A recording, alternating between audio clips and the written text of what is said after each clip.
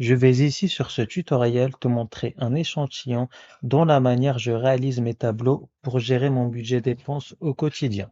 Juste avant d'entamer ce tutoriel, j'ai réalisé un fichier Excel 100% automatisé qui te permettra de gérer et de suivre ton budget dépenses au quotidien. Si tu es intéressé, le lien est en description. Et par ailleurs, si tu souhaites exercer sur ce tutoriel, écris-moi en commentaire budget et je t'enverrai ce tableur Excel pré-rempli sur ta boîte mail personnelle. Et donc, pour la réalisation de mon tableau concernant mon budget dépenses, je vais ici dans un premier temps effectuer une liste des relents de choix pour sélectionner rapidement le mois souhaité, donc dans Données et validation des données, autoriser liste. Et au niveau de ma source, ça va donc être tous les mois de l'année, de janvier à décembre, séparés d'un point virgule, donc janvier, février, et ce jusqu'au mois de décembre. Et après avoir saisi l'intégralité des 12 mois de l'année, je n'aurai plus qu'à faire OK. Et je vais ici, dans un premier temps, sélectionner le mois de janvier. Ensuite, je sais pertinemment que la date de fin sera toujours le dernier jour du mois en cours. Pour cela, je vais ici utiliser la fonction fin de mois. Donc, concernant la date de départ, je vais me baser par rapport au 1er janvier 2025. Donc, je vais ici utiliser la fonction date. L'année, ça va être systématiquement l'année 2025 pour cet exemple, point virgule, le mois. Comme je souhaite ici me baser par rapport au mois sélectionné via la liste des relents de choix, je vais ici utiliser la fonction mois que je vais imbriquer à la fonction dateval et je mets entre guillemets 1 et j'utilise esperluette pour faire référence qu'il s'agira ici pour le moment du mois de janvier. Je ferme la parenthèse pour refermer ma fonction dateval et je referme la parenthèse pour refermer ma fonction mois, point virgule. Et au niveau du jour, donc je vais ici mettre par défaut le premier du mois, donc le 1er janvier 2025. Je ferme la parenthèse pour refermer ma fonction date, point virgule. Et donc là, je me retrouve au second argument de ma fonction fin de mois. Et comme je souhaite y savoir le dernier jour du mois en cours par rapport à la date du 1er janvier 2025, je vais ici mettre 0. Je ferme la parenthèse, je valide. Et j'aurai donc bien la date du 31 janvier 2025. Si je sélectionne le mois de février, j'aurai donc ici une date de fin 28 février 2025, ainsi de suite mars ou même avril. Donc je vais ici retourner au mois de janvier. Et ensuite, la date de début sera variable selon le jour du mois à partir duquel je souhaite faire un suivi de mon budget dépenses. Pour cela, j'ai ici effectué une liste des relents de choix sur lequel je vais indiquer si la date de début est en cours de mois ou non. J'ai ici par défaut mis non, mais si je mets oui, je devrais automatiquement mettre manuellement la date de début s'il n'est pas au premier du mois. Pour cela, donc je vais mettre un non provisoirement. Et donc, pour cela, première condition est égale à si, j'ouvre la parenthèse. Donc, si la date de début n'est pas en cours de mois, donc est égale à non, dans ce cas-là, la date de début sera automatiquement au premier du mois. Pour cela, je vais ici me baser par rapport à la date de fin. Donc, je vais ici reculer d'un mois en arrière. Donc, je vais ici utiliser la fonction fin de mois. La date de départ, ça va être la date de fin, donc qui est ici au 31 janvier, point virgule. Et au niveau du second argument mois, comme je souhaite ici reculer d'un mois, donc je vais ici mettre -1, je ferme la parenthèse. Et à ce stade-là, j'aurai comme date le 31 décembre 2024, étant donné que j'aurai reculé d'un mois. Mais comme je souhaite ici avoir le premier du mois suivant, donc le 1er janvier 2025, je mets +1. Si je n'avais pas mis +1, j'aurais la en date au 31 décembre 2024. Point virgule. Et donc, dans le cas contraire, si j'ouvre la parenthèse, et donc là, je vais ici mettre deux conditions.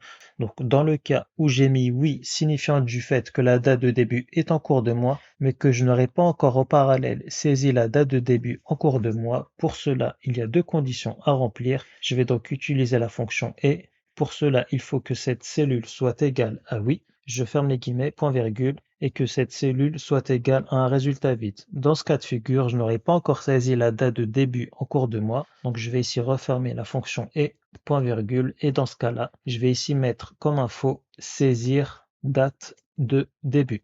Je ferme les guillemets, point virgule, sinon si j'ouvre la parenthèse, donc cette fois-ci, c'est que j'aurai sélectionné oui, j'aurai saisi manuellement une date, mais une date qui ne sera pas en corrélation avec la date souhaitée. Par exemple, j'ai ici une date de fin au 31 janvier 2025 et j'ai une date de début en cours de mois au 13 janvier 2025. Sauf que si par erreur j'indique une date au 13 janvier 2024 ou une date au 13 février 2025, dans ce cas de figure, la date de début ne sera pas bonne. Dans ce cas-là, je vais mettre comme note date de début erronée et pour cela, il y aura trois conditions à remplir. Donc, et j'ouvre la parenthèse, il faut que la date de début sans cours de mois, donc encore une nouvelle fois, est égale à oui. Et donc, pour que la date de début soit erronée, il faut que le mois et ou l'année ne correspondent pas à la date de fin. Je vais donc imbriquer ma fonction et avec ma fonction ou. Il faut donc que le mois saisi sur cette cellule soit différent du mois indiqué au niveau de la date de fin, point virgule, ou que l'année saisie sur cette cellule soit différent de l'année saisie au niveau de la date de fin. Et donc là, je peux refermer ma fonction ou et je peux également refermer ma fonction et point virgule. Dans ce cas-là, là, ça sera entre guillemets date de début erronée. Je ferme les guillemets, point virgule. Et donc, dans le cas contraire, c'est que la date de début en cours de mois qui a été saisie est en parfaite corrélation avec la date de fin. Et je vais donc dans ce cas-là sélectionner cette cellule. Je ferme la parenthèse pour refermer ma fonction ci, ma deuxième fonction ci, ma première fonction ci, et je valide. Et j'aurai donc une date au 1er janvier 2025, étant donné que la date de début ne sera pas en cours de mois. Si je sélectionne oui, dans ce cas-là, j'aurai bien saisir date de début. Donc ça signifiera que je devrais saisir une date manuellement, étant donné du fait que la date de début sera en cours de mois. Donc si je mets la date au 13 janvier 2024, on peut constater que la date de début sera bien erronée, étant donné du fait que l'année ne correspondra pas à l'année indiquée au niveau de la date de fin. Et si je mets une date au 13 février 2025, la date de début sera toujours erronée, étant donné du fait que cette fois-ci, ça ne sera pas l'année qui ne correspondra pas à la date de fin, mais ça sera bien le mois de saisie qui ne correspondra pas à la date de fin. Donc effectivement, la date de début en cours de mois ne peut pas être postérieure à la date de fin, et si dans ce cas de figure, je mets donc bien la date au 13 janvier 2025, j'aurai donc bien cette fois-ci une date de début au 13 janvier 2025. Ensuite, avant d'automatiser l'affichage des dates là où je saisirai tous mes montants dépensés par date, je vais ici adapter mon titre selon la période. Pour cela, ça va être ici est égal à entre guillemets dépenses. Je mets un espace, je ferme les guillemets, j'utilise l'esperluette pour indiquer qu'il s'agira du mois sélectionné. Je réutilise l'esperluette, j'ouvre les guillemets, je mets un espace, je ferme les guillemets et je réutilise l'esperluette pour indiquer l'année. Donc ça va être ici la fonction année et ça va être l'année au niveau de la date de fin. Je ferme la parenthèse, je valide. Et j'aurai donc bien dépenses janvier 2025. Pour avoir le mois en lettres capitales, je vais ici utiliser la fonction majuscule. Je ferme la parenthèse, je valide. Et j'aurai donc bien dépenses janvier 2025, tous en lettres capitales. Et donc, je vais ici automatiser l'affichage des dates à partir de la fonction séquence. Et pour que les dates s'affichent correctement, il faut que le mois et l'année indiqués au niveau de la date de début soient similaires à la date de fin. Pour cela, je vais ici utiliser la fonction si que j'imbrique à ma fonction et. Donc, si le mois au niveau de la date de début est égal au mois au niveau de la date de fin, point virgule, et deuxième condition, il faut également que l'année au niveau de la date de début soit égale à l'année au niveau de la date de fin. Donc là, je referme ma fonction et. Alors dans ce cas-là, je vais ici utiliser la fonction séquence. Donc le ligne, il s'agira ici du nombre de jours du mois souhaité. Donc ça va être la date de fin moins la date de début plus 1. Et là, point virgule. Donc je n'aurai besoin que d'une seule colonne, point virgule. Et le début, il s'agira ici de la date de début. Et là, je ferme la parenthèse pour refermer ma fonction séquence, point virgule. Et dans le cas contraire, si le mois et l'année ne sont pas en corrélation avec la période souhaitée, dans ce cas-là, je vais indiquer saisir date de début. Je ferme les guillemets, je ferme la parenthèse et je valide. Et j'aurai donc ici toutes les dates du 13 janvier 2025 au 13 janvier 2025. Par ailleurs, je souhaite ici également automatiser l'affichage des bordures. Je n'aurai besoin que d'uniquement au maximum 31 lignes, sachant qu'il y a au maximum 31 jours dans un mois. Je vais donc aller de la 8e ligne jusqu'à la 38e ligne. Donc voilà, jusqu'à 38. Puis, mise en forme conditionnelle, gérer les règles. Nouvelle règle, utiliser une formule pour déterminer pour quelle cellule le format sera appliqué et pour automatiser l'affichage des bordures. Donc je l'avais déjà fait également dans un précédent tutoriel, donc ça va être est égal à dollar pour verrouiller les colonnes, donc dollar B8, donc la première cellule du tableau se situe au niveau de la cellule B8 qui devra être différent d'un résultat vide. Et dans ce cas-là, dans format, je vais aller dans bordure et je sélectionne contour et je fais OK. Et encore OK. Et une nouvelle fois OK. Et j'aurai automatisé l'affichage des bordures uniquement sur les cellules de la colonne B ayant une valeur. Et si la date de début n'était pas en cours de mois, donc je mets ici non. Et j'aurai toutes les dates du 1er janvier au 31 janvier 2025 avec toutes les bordures d'afficher dès qu'une valeur sera affichée au niveau de la colonne des dates. Ici, je sélectionne le mois de février. J'aurai toutes les dates du 1er au 28 février 2025. Et donc, sur le mois de janvier, j'aurai un budget mensuel de 750 € et je vais ici retrouver le budget moyen par jour à respecter afin que je puisse dépenser au total 750 € sur le mois. Pour cela, ça va être ici est égal aux 750 € divisé par le nombre de jours sur le mois. Donc, je vais ici utiliser la fonction nbval, j'ouvre la parenthèse, et il y aura donc au maximum 31 jours. Et donc, comme je suis sur le mois de janvier et que je suis du 1er au 31 janvier, je fais CTRL SHIFT flèche du bas, je ferme la parenthèse et je valide. Et j'aurai donc un budget moyen par jour à respecter de 24,19 €. Et je vais ici arrondir ce montant-là automatiquement à l'inférieur. Donc, 0 chiffre après la virgule, point virgule 0, je valide. Et je passe donc bien à 24 €. Et si par contre, donc je vais ici remettre à oui, et que j'avais mal saisi la date de début en cours de mois, donc le 13 février 2025, on peut constater que j'aurai déjà ici dans un premier temps un message d'erreur et j'aurai ici un budget moyen par jour à respecter qui est totalement faux étant donné du fait que les dates ne sont pas affichées et que bien évidemment le résultat est complètement faux étant donné qu'il a fait 750 divisé par 1 pour retrouver 750. Pour cela, je vais ici dans un premier temps dans le cas où j'aurai une erreur comme indiqué ici, donc je vais ici utiliser la fonction si-erreur. Et donc dans le cas où j'aurai une erreur, je vais aller à la fin de ma formule, donc ça va être ici, date de début erronée. Je ferme les guillemets, je ferme la parenthèse et je valide. Et j'aurai donc bien ici date de début erronée. Donc après pour l'affichage des bordures, je pourrais également émettre une condition dans le cas où j'aurai ce message-là. Donc là, ça ne vaut pas spécialement la peine de encore émettre une nouvelle condition. Et donc ensuite, au niveau de cette cellule, je vais mettre une condition comme quoi le résultat ne devra pas être affiché à partir du moment où je n'aurai pas encore indiqué mon budget mensuel et à partir du moment où également j'aurai ici comme résultat date de début erronée ou également saisir date de début. Pour cela, je vais ici utiliser la fonction si et comme une des deux conditions devront être remplies, je vais ici utiliser la fonction ou. Et donc pour cela, il faut que mon budget du mois soit égal à un résultat vide ou que également, je sais pertinemment que si la date de début en cours de mois est erronée, j'aurai un message sous forme de texte et je vais donc mettre que si cette cellule est sous format texte, donc je vais ici utiliser la fonction etexte et je sélectionne cette cellule. Je ferme la parenthèse et je ferme la parenthèse pour refermer ma fonction ou. Et donc, si je n'ai pas encore au préalable saisi mon budget mensuel ou que j'ai une valeur sous format texte signifiant du fait que la date de début n'est pas saisie ou est erronée, alors dans ce cas-là, point virgule, un résultat vide.